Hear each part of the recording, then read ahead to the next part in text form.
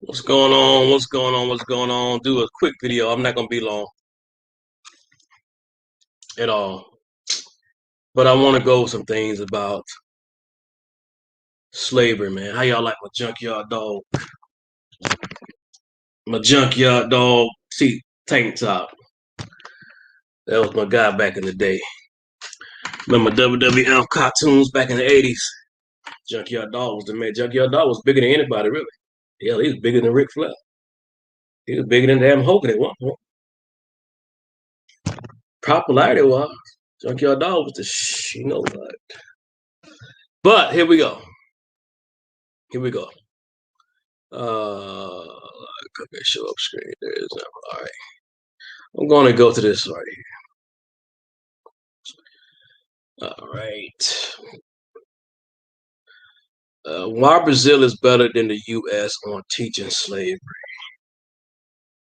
Let's go to the video. Let's not waste no time. Past. Wait a minute. Wait a minute. I'm getting a little rusty. Y'all didn't tell me. Teaching them. Y'all did not tell me. I'm not even sharing my screen. Nobody said nothing. My bad. My bad. My bad. Apologize for that. There we go. There we go. Share my screen.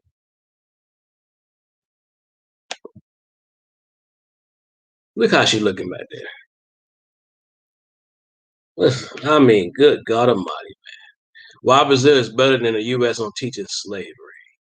Let's take the video. Check out the video. American kids the truth about slavery and genocidal displacement has turned into a partisan battle, and it's fueled a national political debate over how to understand U.S. history and racism. Let me be clear, there's no room in our classrooms for things like critical race theory. That's this dude right here, man.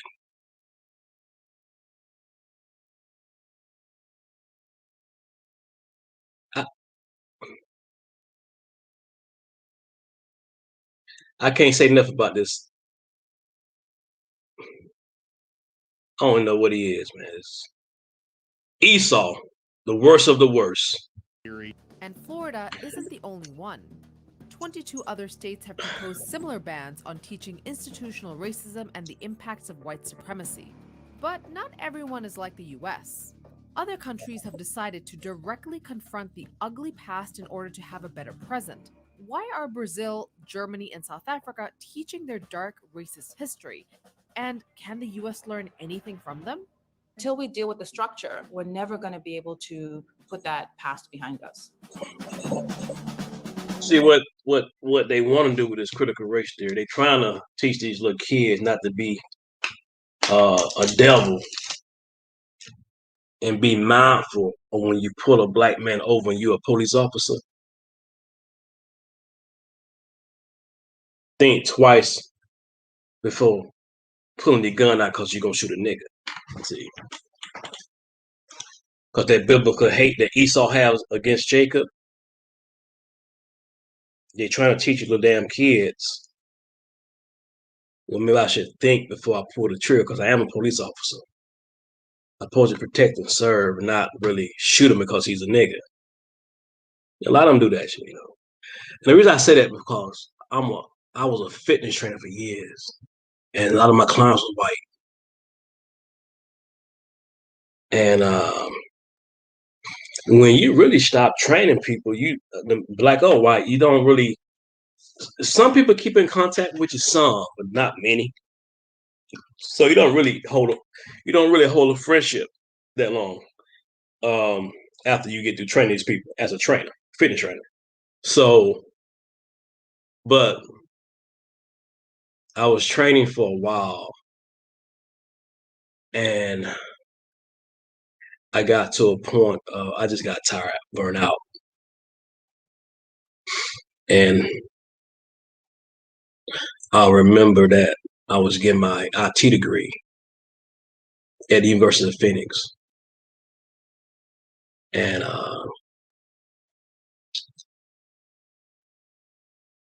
the guy that owned the gym was a brother that was, his mother was white. He from Germany. He married to a white woman.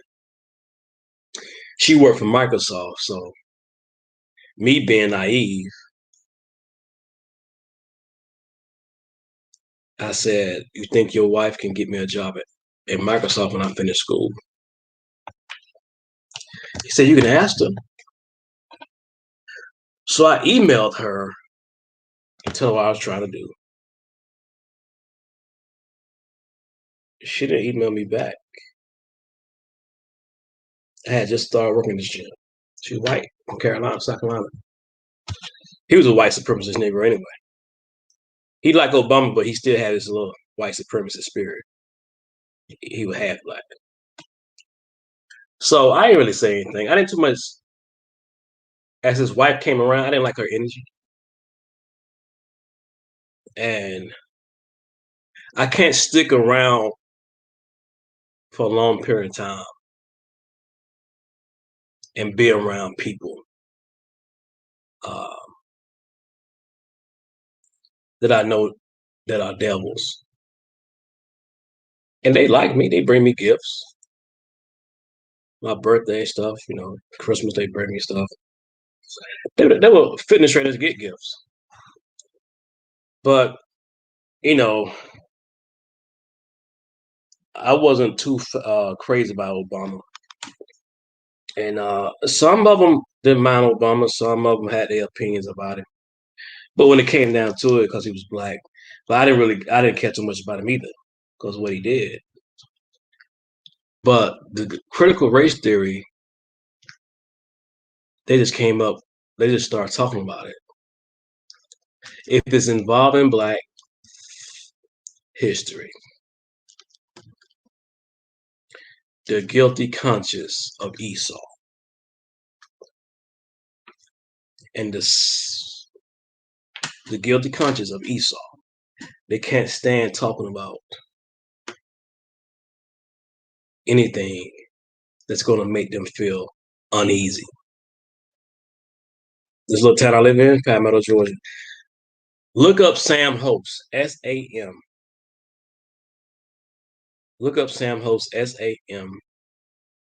Sam Host, S-H-M-O, S-H-M-H-O-S-E, I think. Sam Host. He was lynched in 1899. I think he was in Noonan, Georgia. He asked the guy he worked for his money. The guy gave him a hard time, said like, "Well, nigga, I ain't give you no money. Just keep working." And he was like, "What?" So the dude, I think, tried to pull a gun out on the brother, and the brother had a hatchet through it, killed him, and he ran. It was from Noonan, Georgia to Palmetto, and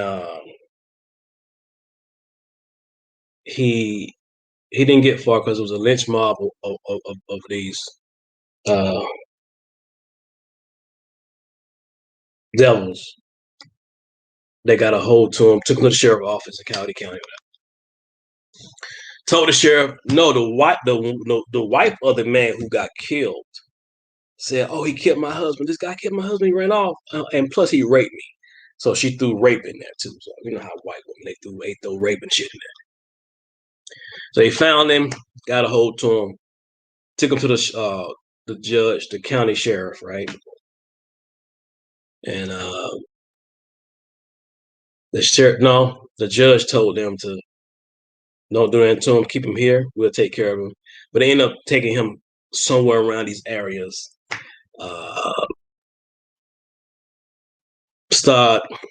They hung him or burnt him. They tortured him. As they tortured him, they snatched his teeth out. They cut his ears off, his lips. They cut his knuckles off. And they said he was taking it like a champ. He was hurting, but he was just, devils, man, devils. His knuckles was on display in a store off Mitchell Street back then. And probably some of his body parts is passed around these little people around Palmetto, Georgia. around South Fulton, some down where. Oh, it's a history around this motherfucker. It's and when a tornado hit here in Patmore, Georgia, it never come to the black side. There's a trailer park right by the expressway on 85. That trailer park has been hit about 3 or 4 times by a tornado since I've been living. Me and my uncle had this conversation. He said he's 73 years old. He said even when he was a child, he said a tornado never came on this side of the tracks, and he went over there with the other folks stayed at, with Esau them stayed.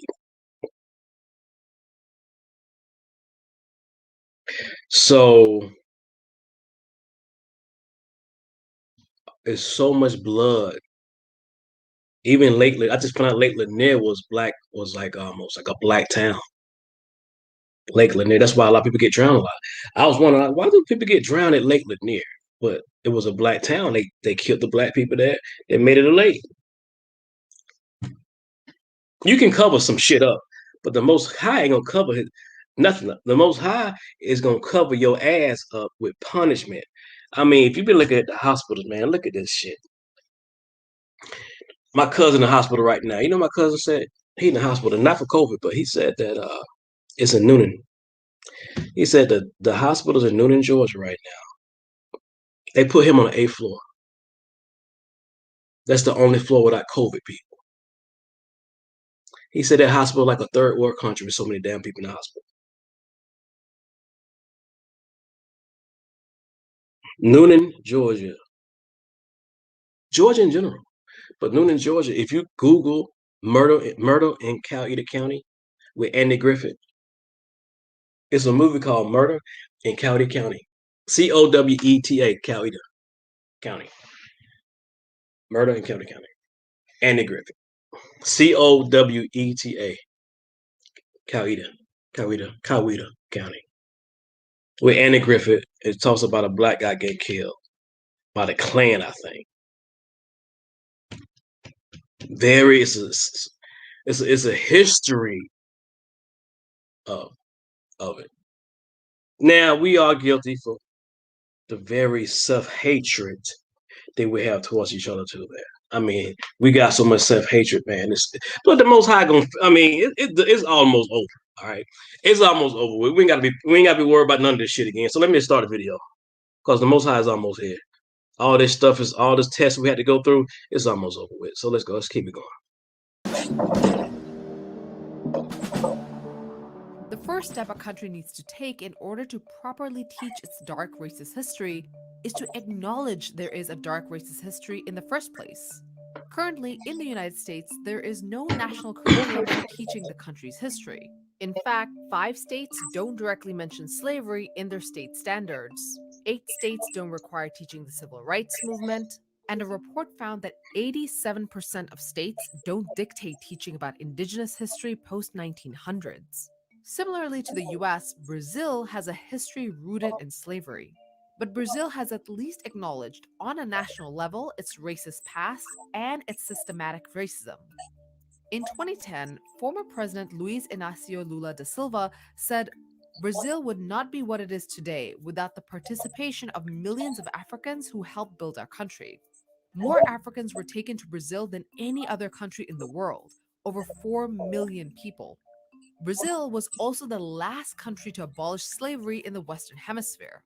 And while there are no racially oriented policy post-slavery in Brazil, such as Pause. apartheid in South I want you to Africa or Jim Crow in wait. Africa or Jim Crow in the US, Brazil created a lot of obstacles that prevented Black people from accessing lands, the labor market, and education. Racism was finally declared a crime in the 1988 Constitution.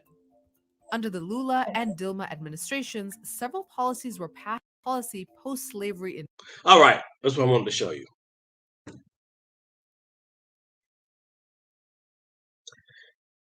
Look how dark they are.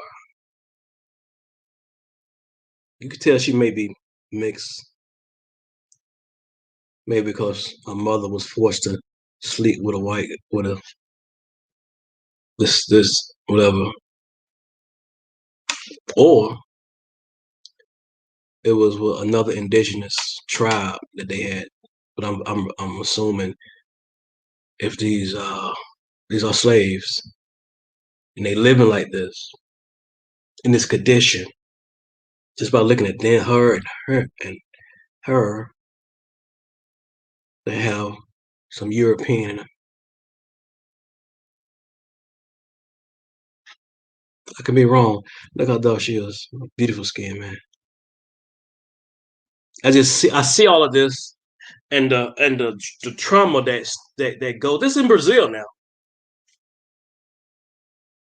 But Brazil represent America. America represents Brazil. We were scattered all over the countries, the world. I mean, the four corners of the earth. We caught hell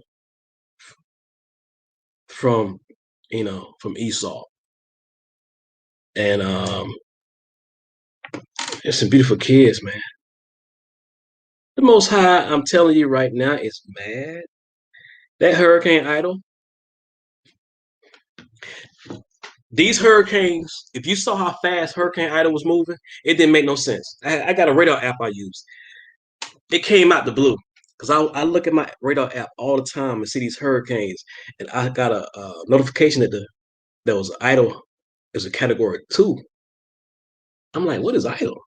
I looked at my app. It was right there by Cuba. I'm like, where did this come from? Like Hurricane Michael, it came out the blue.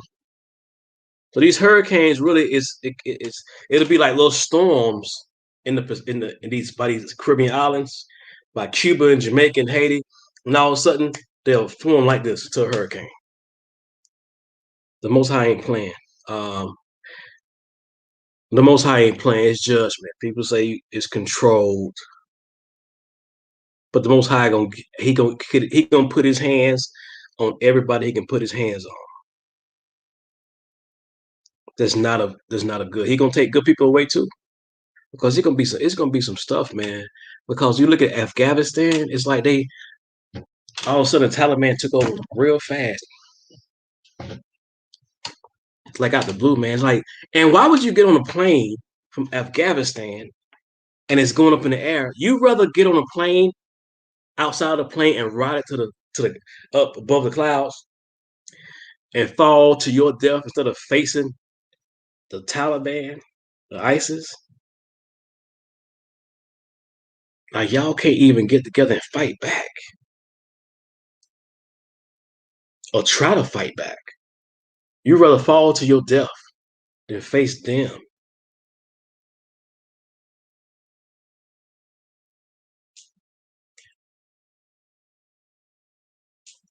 And those people over there in the Middle East was one of the first slave owners, the Arabs as well.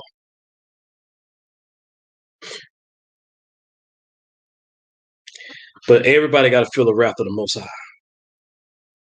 In Brazil, such as apartheid in South Africa or Jim Crow in the US, Brazil created a lot of obstacles that prevented Black people from accessing lands, the labor market, and education.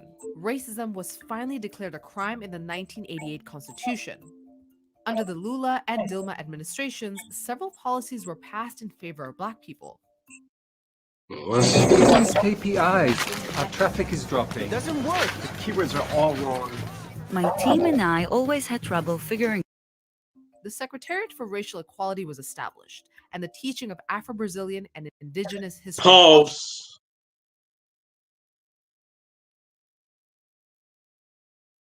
This is Brazil. Now look how dark them people are. Look at these babies, man. Arms folded, don't even bother. They're just mad. These Black people meant business. They meant business, but they wasn't happy. You know? Most of them dark. You got a little beautiful brown skin baby right here. Sister, brown skin. And sister, look at this light skin sister. Look at how she think. She's styling in profile, ain't she? This sister right here, the hat tilted down. Black folks sharp, ain't they? He be sharp as a tack. Look at him.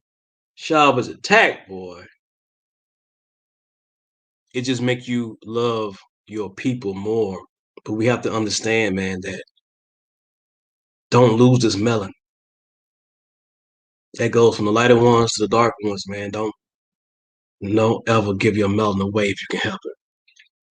Some sisters, they said there's people in Jamaica right now, or even in Africa, is bleaching their skin. Sammy Sosa bleached his skin. And Negro about my damn pleasure. Sammy Sosa, I don't know the way he kissed Mark McGuire ass, white ass, he just was like a slave. I mean, I'm a Mark McGuire fan. Damn, Jose Canseco, because I love baseball, but Sammy Sosa was was kissing him and jumping on his back and all this other shit back then when they played baseball back in the late 90s. You know, um, to me, Barry Bonds was more exciting to look at. And they say he was on steroids, but the reason they ain't even bringing that close about Sammy Sosa been on steroids because he was a coon. He was a Dominican coon. This fool don't bleach his skin. He looked just like Michael Jackson. Look up Sammy Sosa, the Dominican baseball player that played for the Chicago Cubs. That fool bleached his skin, and there's a lot of people in Jamaica doing it. It's not a few people in Jamaica doing it in Africa, but they said when they do it, they're getting prone to like skin disease, like skin cancer, because they took all that melanin away from them. Don't never get rid of that beautiful black skin, man. That is the gift from the Most High. Were made mandatory in elementary and high schools. What happened? Like he got burnt or something. They look a little mean now. Like, hurry up and take this damn picture, this photo. Damn it, we gotta go. Y'all want us to huddle up and shit for y'all entertainment purposes. Take this damn picture. What you gonna do with this? Look how he looking. Look how he looking. Look how she looking. Like what the hell? Look how she looking. Look at him. Yeah, she look mean. He looking. She looking cute himself. He like he got a couple damn bodies up on his damn belt. Like he wasn't the one. You call him a nigga you want to. She's smiling. Look at that smile, man. Look at that smile. I love that. But this is Brazil now. But all these facial features is just like the Negroes in America, from Chicago from Atlanta to damn Texas to Florida, New Orleans, Mississippi, DC, Philly. All of these are our faces. The same exact features they have in Brazil, we have in America and Jamaica, Haiti, and all over the place, even in West Africa and East Africa and South Africa. Look at the features. I love it, man. Let's keep going. Regardless if they were public or private schools. The law that implemented the racial history law that private schools. Private schools. Arms folded. He looking like what this dark. I don't know who is this child here. I don't know where Esau came from. Because I know he ain't black. I don't know where he came from, man. He might be, I don't know. But, boy, these little jokers look rough. Talking about him and him looking like, go ahead and take the picture, man. We got to go play now. We got to go to school. These little sisters, they get older, they're going to whoop some butt. Look at him. Look at him.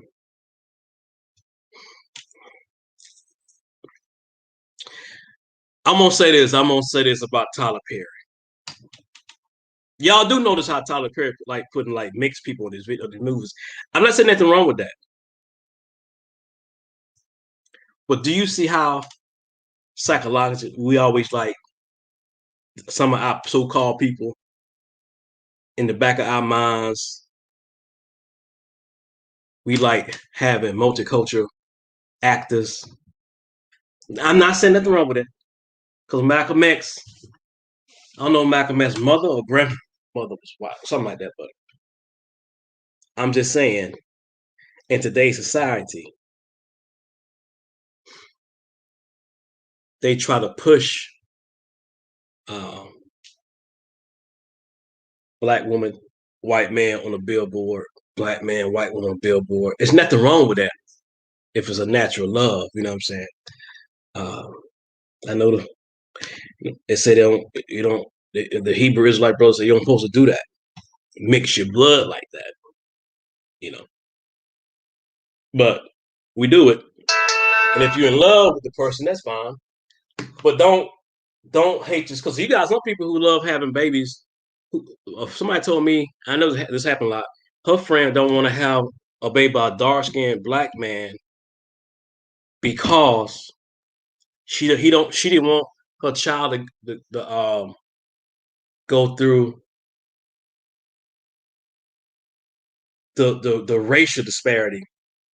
So she had light skinned kids. So she admitted that the dark skinned people, black people, go through more shit like Ahmaud Arbery than our light skinned counterpart. You still a nigga, but she admitting to that. So she honestly said that she didn't want to have no kids by a dark skinned dude. Don't you know how much that abomination that shit is compared when the Most High like know that? When the Most High know your heart, and this is how you feel about your own people that was all dark years ago. So just to fit in society of the belly of the beast of Babylon, of Esau, your mindset goes that way. But you put up a Black Lives Matter shit on your Facebook page. You put up Ahmaud Arbery photo on your social media. But your black ass hate your skin. Or you don't want to have dark skinned children. We can't help it. I know we dealing with a whole bunch of slavery have messed us up. But I paused this video to show you all over the world. Like I said, I don't know where this child come from, but he was in the mix of it. To show you back then, and you notice that our melanin was very strong and dark back then, as a whole. You know. So even for my people, my dad was like my father was like Louis Farrakhan complexion. My mom is my complexion. I'm my mom complexion. Me and my brother Kev is my mom complexion, and my older two brothers my dad complexion, which is like kind of like Louis Farrakhan, and if you know Michael Beach, Louis Farrakhan, and we know Louis Farrakhan, that skin tone. So, but yeah, we have beautiful complexions, all different shades and stuff, but it's nothing like the blacker you are, the closer you are to the Most High. So there's no need to fold your arms up because you are children. You are the Hebrews that the Bible speaks about. The law that implemented the racial history in schools, affirmative action law, a public policy in terms of education, all these measures were very important to raise awareness in Brazil, but more than that, to put this debating table. Our history as Black people is not only about pain, it's not only about sharing the experience in colonialism and slavery. Our history as Black people is also a history of resistance. However, it's one thing to make something law and another thing to actually implement the law. According to Ribeiro, many Afro-Brazilians weren't aware of their new rights. We have very good examples in some cities that, yes, the law was implemented in the way it should be. But on the other hand, it's still a struggle for the Black movement in Brazil to implement the law effectively, because there are a lot of mayors and governors that do not implement the law. But current President Bolsonaro has said Brazil owed nothing to Afro-Brazilians. I think that Here go another white colonist that's came from Europe that said that we owe the Afro-Latino nothing. They said it all over the place. I don't care what if a white person is from damn Nebraska or fucking Georgia or fucking Italy or got South America, Brazil. They all in Confederate. They all are brothers. They all are Esau. We owe. They had that same spirit. You hear him here talking about I'm not apologizing for slavery. We nobody asked your goddamn ass about apologizing. I don't want your goddamn apology because I pray that my God will take care of every damn thing He take care of. They had a heat wave in Canada this year that killed over 600 people. People don't know that. There was a heat wave in Canada that killed over 600 people. It was 100 and something degrees in Canada, I think in June or July. They had a heat wave in Washington State of Oregon that killed over like 500 people. Now, you know, in both of those areas, they lowered the numbers. So while you bleaching your skin and trying to blend in with the enemy,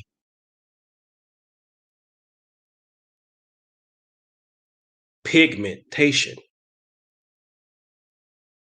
this heat wave is showing you that the Most High is getting rid of a lot of people who don't belong to the earth.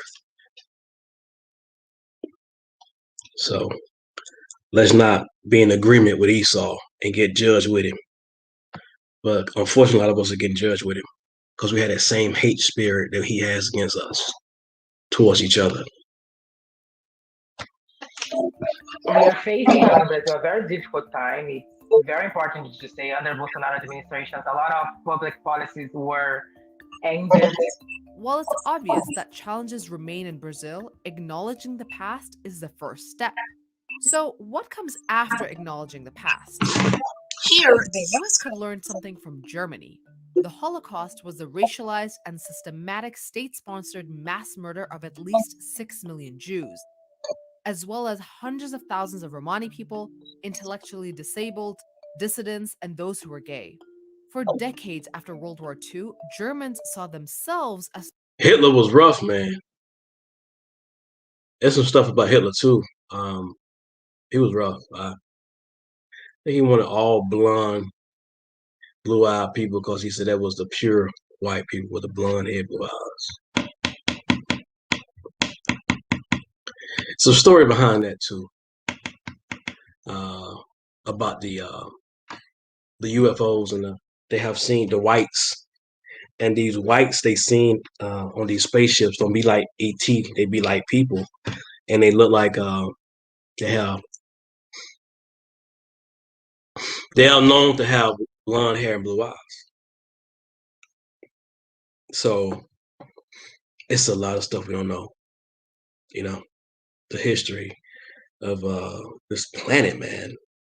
It's to me, it's fascinating. You know what I'm saying? Look, I don't have no hate in my heart. I don't. Uh, but history need to be taught. People need to be know who they are as a people, and don't need to have no self hatred towards each other because of what the enemy told you what your skin tone should look like.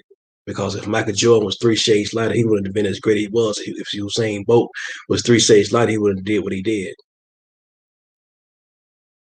That melanin is your strength. That's a blessing, like I say, from the Most High. But get back to Hitler. He was vicious, though. It's okay. Let's keep going. the victims of war. But that view began to change following the televised trials of Adolf Eichmann, a chief architect of the Holocaust, and the Auschwitz trials of former Nazi war criminals from 1963 to 1965. The Germans were the first people to take another step and say, you know what, yes, we did suffer after the war and during the war, but other people suffered worse, and that was our fault. And it took about 40 years for West Germany to come to that position. Under a concept Look at all those soldiers, though, man. God, though, damn mighty. Look at all those. I mean, known as Vergangenheitsbewältigung, which loosely means working off the past, Germany began to examine, analyze, and ultimately hold itself accountable for its dark past. And it's work that will take more than one generation. Because it goes really quite deep. It goes to your own understanding of your ancestors and your own self-understanding as a member of a particular nation. The teaching of this dark history is in all areas of German culture. The Holocaust is taught so thoroughly in classrooms that my 3 Jewish children at various points in their school days said, enough already. It is illegal to deny that the Holocaust was real. With a few exceptions for the sake of education, it is also illegal to make, sell, or display any symbols of the Nazi era. Instead, memorials of remembrance are everywhere to honor the array of victims of the Nazi regime. So, what comes after acknowledgement and accountability? Reconciliation. The US can learn to reconcile from the past. South Africa formally introduced apartheid in 1948. Apartheid was an extremely violent system that enforced restrictions on Black people. It controlled where they could live and work. Resistance to apartheid within South Africa took. now these people don't came down from damn Europe and South Africa. Migrated down there.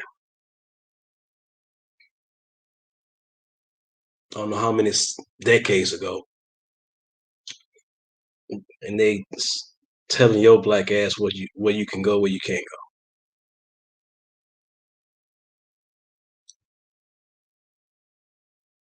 Then you wonder why damn people die from skin cancer and from heat waves. There's so many floods right now in Europe. It's still happening. And even in South, it was a flood. It was another hurricane that hit the South America, Central America. A lot of water flooded right at the same time when Ida hit. Yeah, a few days ago. It was a lot. This weekend, it was a lot of water. Those high ain't pleased, man. Many forms over the years. After spending 27 years in prison, Nelson Mandela was released in 1990. And negotiations to end apartheid formally began that year. Apartheid formally ended in 1994, following the country's first democratic election, in which Mandela was voted president. One of the first acts of the new parliament was the Truth and Reconciliation Commission Act. The TRC was a set of hearings for victims and perpetrators of apartheid to openly speak about the disturbing past. Its premise was that perpetrators of abuses would be given amnesty for their crimes in exchange for speaking the truth. The hearings were broadcast regularly on national television. Which I never want to underestimate because it was so important to so many people, which is to find out the truth. And it placed a lot of emphasis on Black people forgiving white people for what they had done to us. And it was heavily criticized, both at the time, but in subsequent years, that criticism has grown even sharper for precisely that lack of attention to justice and the real focus on what I would call a sentimental, very emotional, but not structural response to white supremacy. Despite the faults with the TRC, it did leave South Africa in a state where it couldn't deny the horrors of apartheid. One of the huge strengths of the South African curriculum is that it does acknowledge what happened and it doesn't leave anybody in any confusion as to the reality of apartheid, what happened, how it affected people, and how it was overcome. Students' textbooks highlight human rights abuses, racism, resistance to apartheid, and Black leaders. In Robinson's research, she observed some 9th grade classrooms where students are required to do an oral history project where they interview someone who was affected by apartheid. But because schools are still heavily segregated, the race of the teacher and race of the students plays a large role in how the history is received. For example, what I found in my research was that white students saw the main legacy of apartheid as being racism. So the legacy existed very much on the emotional level.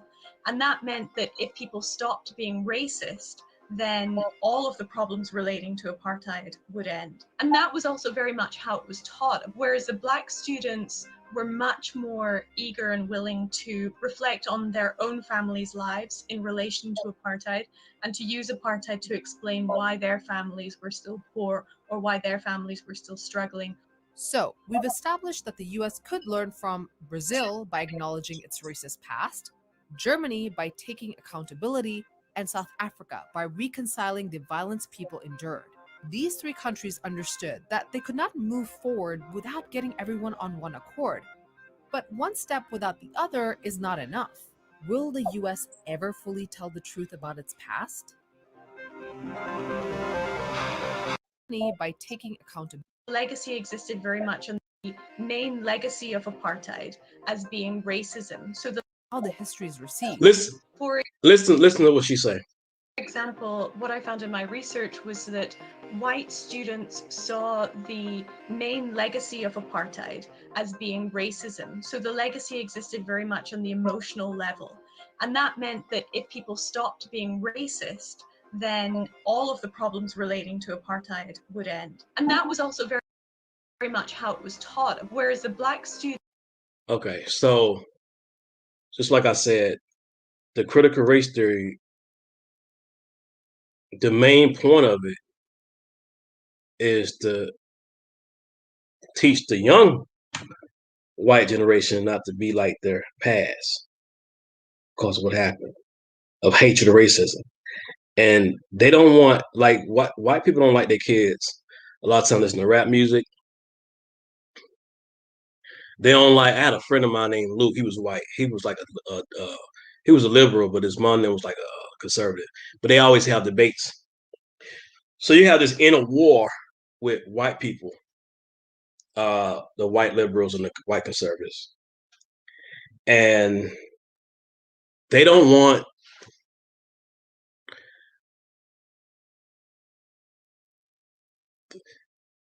They want to withhold their white privilege and white supremacy, meaning that they don't want their kids to really change their behavior towards black people. They want them really to withhold white supremacy so they can still stay in power from generations to come. And all it's just doing is just teaching them, look, this is what happened in the past. Don't let history repeat itself. That's it. So a child will be like, okay, man, that wasn't cool. Man, my ancestors did that wasn't really cool. Okay, I got it. But see, they know if their children rebel against them, it can be a wrap for white supremacy. It can be, but everything got to play out. For biblically, everything got to play out, man. The Most High, He's going to judge. He's going to judge these people accordingly. He's going to judge these people. Hold on 1 second, okay? Meet Chris and Mark. They've both heard of it. More than 15,000 contractors get their business insurance in 5 minutes with Viber. Just answer.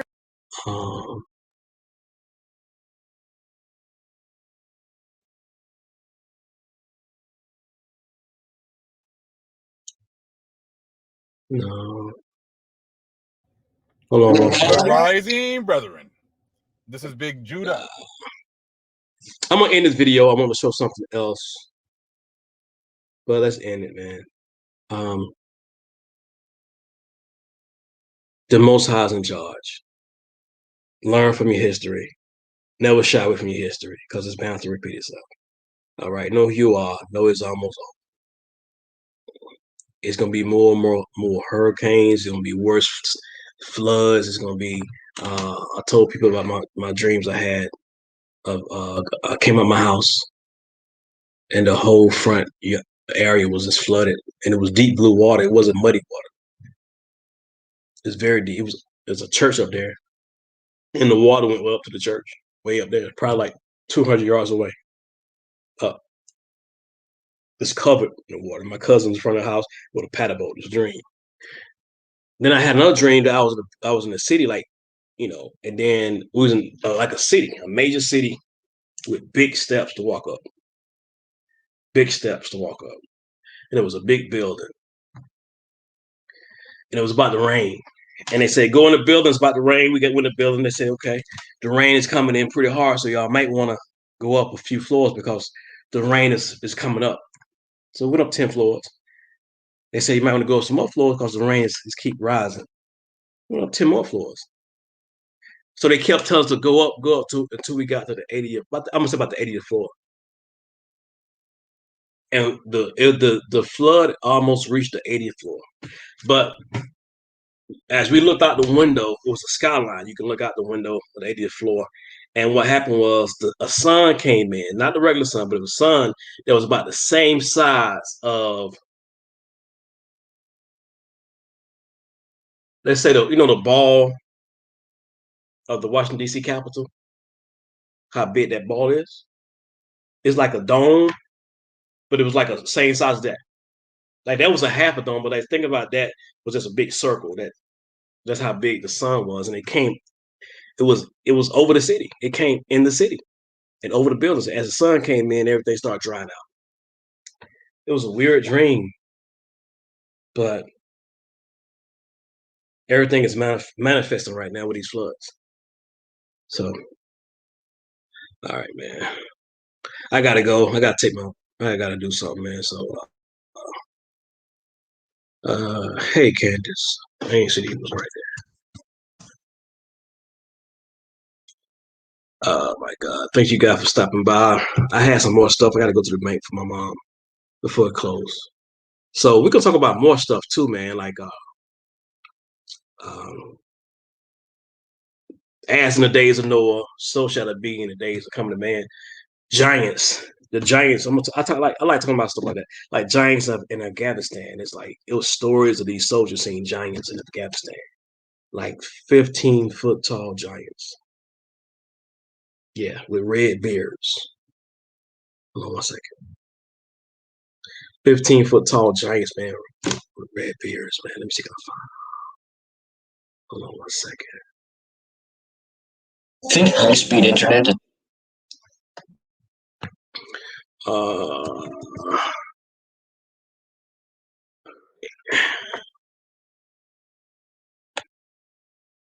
Let's see if I can find it. Hold on one second. I stopped sharing my screen, but let's see.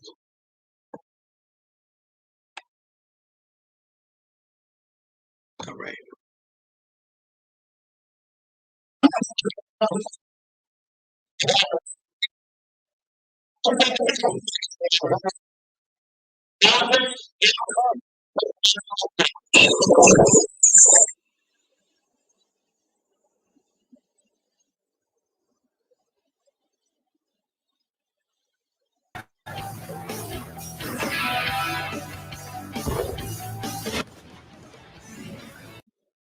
To believe. At this point, Providence provided yet another witness. This man, too, was ex-military and had served in Afghanistan. He was my driver at a conference that I was speaking at, and I struck up a conversation with him about his military background. I casually and sort of tongue-in-cheek asked him if he had ever heard of a giant being discovered while he was on duty. The man never missed a beat and replied, "Oh, you mean the giant of Kandahar? He was shot by our guys a few years before I got there in a cave or a mouth of the cave or something like that." We would come back to the base and we started hearing this rumor about a unit that killed this, what they started calling this really tall person. At first I didn't think anything of it, and then come to find out that the person that they killed actually was 3 times the size of a man, had extra digits on their hand and digits on their feet, and had red hair, and a special unit had come in and wanted this target. When I arrived at the venue where I was speaking, I phoned Richard and told him we had yet another witness to the giant story. The initial story that was told to us was related verbatim by this man as fact. We then interviewed both of these men for our film, Watchers 10 DNA. There was also a dynamic of the story that I want to point out to you, and it's this. A while back, I interviewed Chief Joseph Riverwind right here on PPS Report. The chief and I spoke about what I have come to call the Nephilim Lance. This artifact was discovered in the backwoods of Michigan by an outdoorsman named Bob Shelley.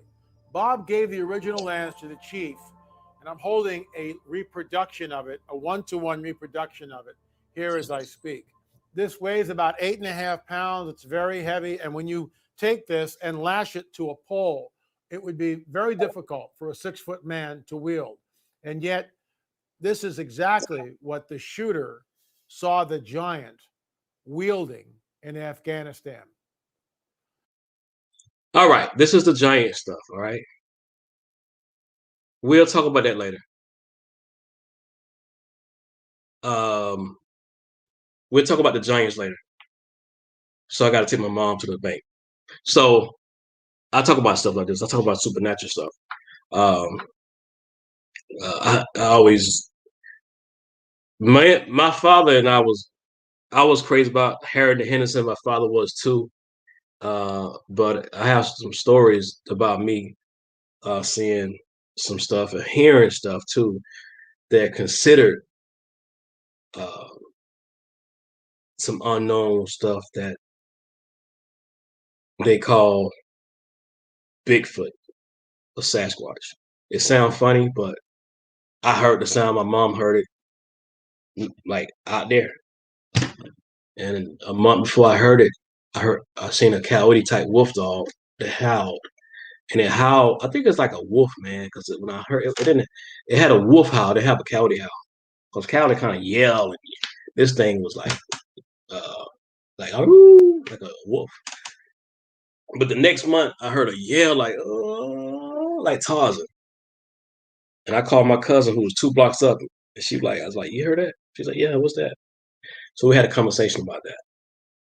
September 2014, I heard that. And then November 2014, I heard it close to the house. And it was so loud, man. It was like, it'll blow your mind how loud that noise was. And,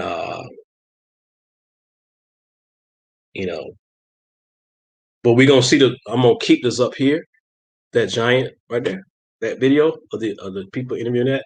And then we're going to do, we'll talk about other stuff dealing with the Bible and giants and stuff like that. You know what I'm saying? So I'm going to do some stuff that's different. I'm going to show you guys how to, if you want to learn how to do crypto,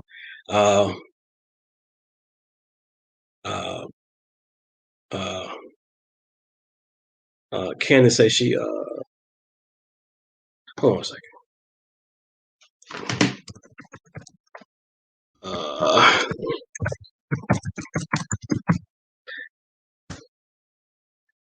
Email me, Candace, so I want to put you on chat one day and talk to you about what you hear.